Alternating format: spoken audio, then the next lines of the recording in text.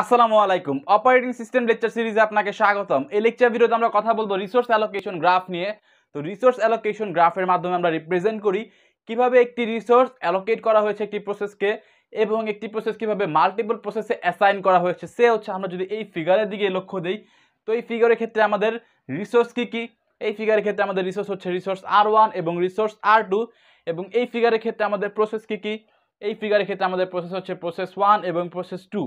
তো প্রসেস 1 কে অ্যাসাইন করা হয়েছে রিসোর্স 1, এবং প্রসেস 1 রিকোয়েস্ট করছে রিসোর্স 2 এর জন্য, এবং প্রসেস 2 কে রিসোর্স 2 অ্যাসাইন করা হয়েছে, এবং প্রসেস 2 রিকোয়েস্ট করছে রিসোর্স 1 এর জন্য।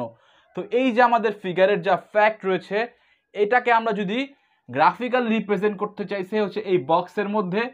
তো এই গ্রাফিক্যাল রিপ্রেজেন্টেশন কি আমরা বলবো হচ্ছে রিসোর্স অ্যালোকেশন গ্রাফ, এবং আমরা এই রিসোর্স অ্যালোকেশন গ্রাফ ইউজ করি হচ্ছে আমাদের যে কোশ্চেন রয়েছে বা যে ফিগার রয়েছে এই ফিগারের মধ্যে বা এই প্রসেসগুলোর মধ্যে বা এই রিসোর্সগুলোর মধ্যে ডেডলক আছে নাকি সেটা চেক করার জন্য।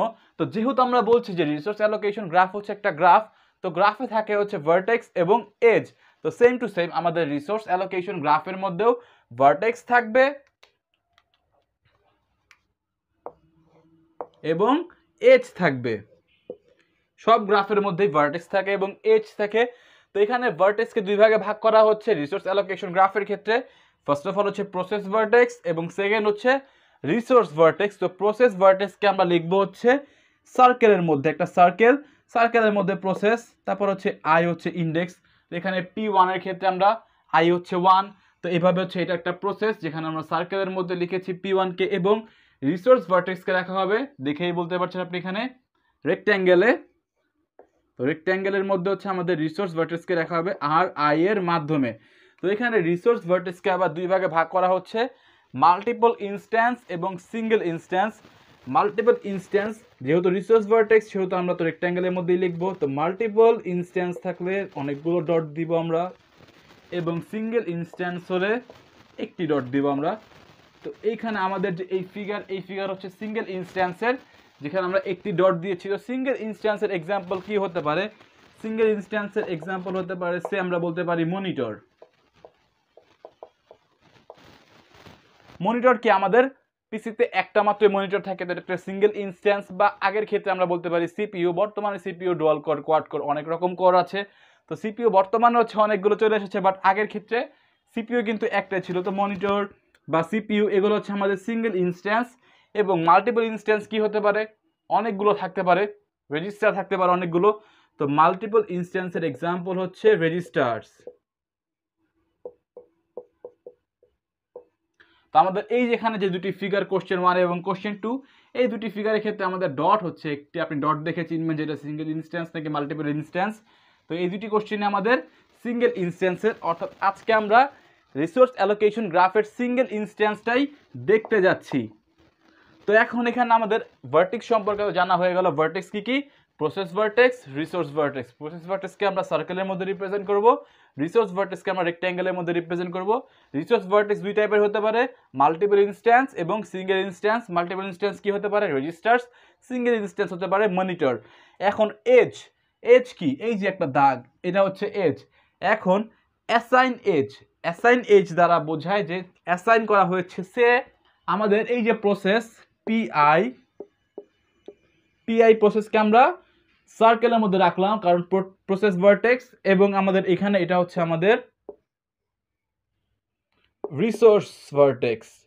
এখন রিসোর্স ভার্টেক্স থেকে যদি আমাদের এজ প্রসেস ভার্টেক্সের দিকে যায়, তাহলে আমরা বলবো হচ্ছে অ্যাসাইন এজ, অর্থাৎ রিসোর্স RI কে অ্যাসাইন করা হয়েছে প্রসেস পিআই এর ক্ষেত্রে। এবং রিকোয়েস্ট এজ, এখানে আমাদের সেম টু সেম পিআই হচ্ছে আমাদের প্রসেস এবং RI হচ্ছে আমাদের রিসোর্স ভার্টেক্স। তো পিআই হচ্ছে আমাদের প্রসেস ভার্টেক্স এবং RI হচ্ছে আমাদের রিসোর্স ভার্টেক্স। এখন প্রসেস ভার্টেক্স থেকে যদি আমাদের এজ যায় রিসোর্স ভার্টেক্সের দিকে, তাহলে আমরা বলবো হচ্ছে রিকোয়েস্ট এজ।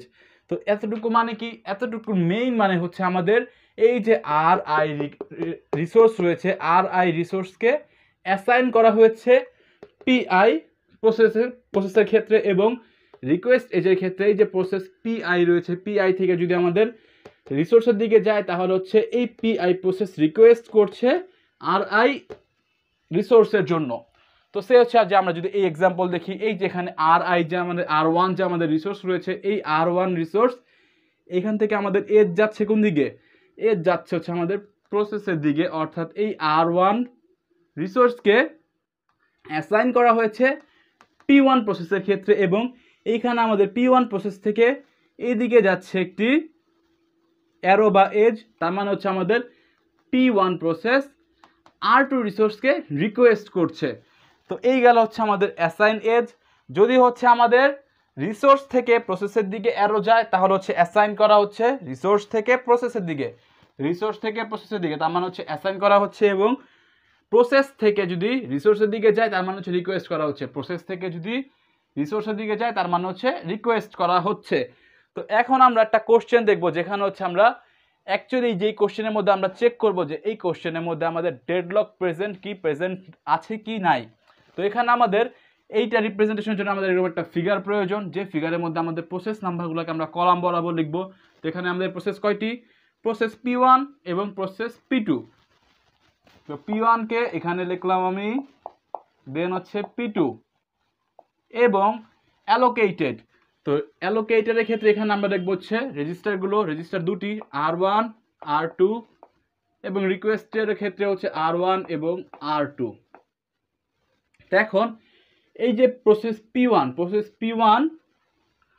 পি ওয়ানকে অ্যালোকেট করা হয়েছে বা অ্যাসাইন করা হয়েছে কাকে, প্রসেস পি ওয়ানকে অ্যালোকেট বা অ্যাসাইন করা হয়েছে রিসোর্স ওয়ান। তো এখানে রিসোর্স ওয়ানের ক্ষেত্রে আমরা ওয়ান লিখে দিলাম।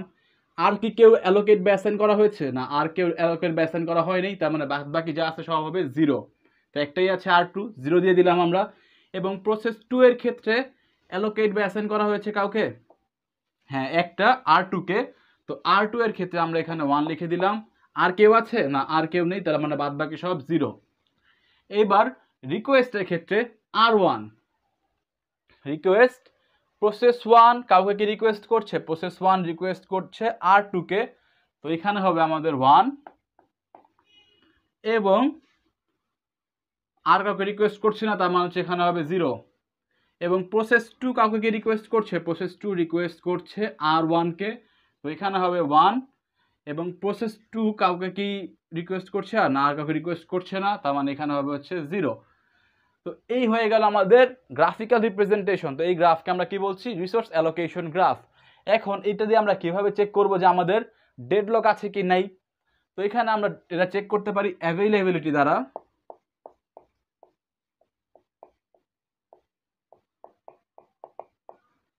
অ্যাভেইলেবিলিটি, তো এখানে আমাদের অ্যাভেইলেবিলিটিটা কি, এটা রিসোর্স ওয়ানের ক্ষেত্রে চেক করছি, এটা রিসোর্স আর টু এর ক্ষেত্রে চেক করছি। তো এখন আমাদের কাছে কোনো রিসোর্স কি অ্যাভেইলেবল আছে, আমাদের রিসোর্স ছিল দুটি, আর ওয়ানকে নিয়ে নিয়েছে পি ওয়ান, আর ওয়ানকে নিয়ে নিয়েছে পি ওয়ান, এবং আর টুকে নিয়ে নিয়েছে পি টু। তো আমাদের কাছে অ্যাভেইলেবিলিটি হচ্ছে জিরো জিরো, কোনো অ্যাভেইলেবিলিটি নাই, কোনো রিসোর্স আমাদের কাছে অ্যাভেলেবল নেই। তো এক্ষেত্রে আমাদের এই যে আমাদের যে প্রসেস পি ওয়ান রয়েছে সে কিন্তু আর টুকে রিকোয়েস্ট করছে। তার মানে কি, তার মানে সে যতক্ষণ পর্যন্ত আর টুকে না পাবে ততক্ষণ পর্যন্ত সে টার্মিনেট হতে পারবে না। আবার এই যে প্রসেস পি টু রয়েছে সে রিকোয়েস্ট করছে আর ওয়ানকে, অর্থাৎ যতক্ষণ পর্যন্ত সে আর ওয়ানকে না পাবে ততক্ষণ পর্যন্ত সেও টার্মিনেট হতে পারবে না। বাট আমাদের কাছে দেওয়ার মতো কোনো অ্যাভেলেবিলিটি নেই। এখানে আমাদের রিকোয়েস্ট করছে জিরো ওয়ান এবং ওয়ান জিরো, বাট আমাদের অ্যাভেলেবিলিটি হচ্ছে জিরো জিরো, তার মানে আমরা দিতে পারছি না কাউকে, অর্থাৎ এখানে একটা ডেডলক সিচুয়েশন অ্যারাইজ হচ্ছে। অর্থাৎ এইখানে যে আমাদের ফিগার রয়েছে এই ফিগারের ক্ষেত্রে আমাদের ডেডলক রয়েছে। তো নর্মালি আমরা চেক করতে পারি, নর্মালি হচ্ছে আমরা কন্ডিশন দিয়ে চেক করতে পারি। এই যে সে হচ্ছে আর ওয়ান রিসোর্সকে অ্যাসাইন করা হয়েছে পি ওয়ানে, এবং পি ওয়ান রিসোর্স রিকোয়েস্ট করছে আর টুকে, আর টু রিসোর্স অ্যাসাইন করা হয়েছে পি টুকে, এবং পি টু রিসোর্স অ্যাসাইন করা হয়েছে রিকোয়েস্ট করছে আর ওয়ানকে। তো এখানে একটা সার্কুলার ওয়েট রয়েছে, লাস্ট লেকচার ভিডিওতে আমরা এগুলো দেখেছিলাম, সার্কুলার ওয়েট রয়েছে। দেন হচ্ছে আমাদের আর ওয়ান রিসোর্স হোল্ড করে রেখেছে পি ওয়ান প্রসেস, এবং পি ওয়ান প্রসেস ওয়েট করছে আর টু রিসোর্সের জন্য, এবং আর টু রিসোর্সকে হোল্ড করে রেখেছে পি টু প্রসেস, এবং পি টু প্রসেস ওয়েট করছে আর ওয়ান রিসোর্সের জন্য। অর্থাৎ এখানে আমাদের সার্কুলার ওয়েটও রয়েছে,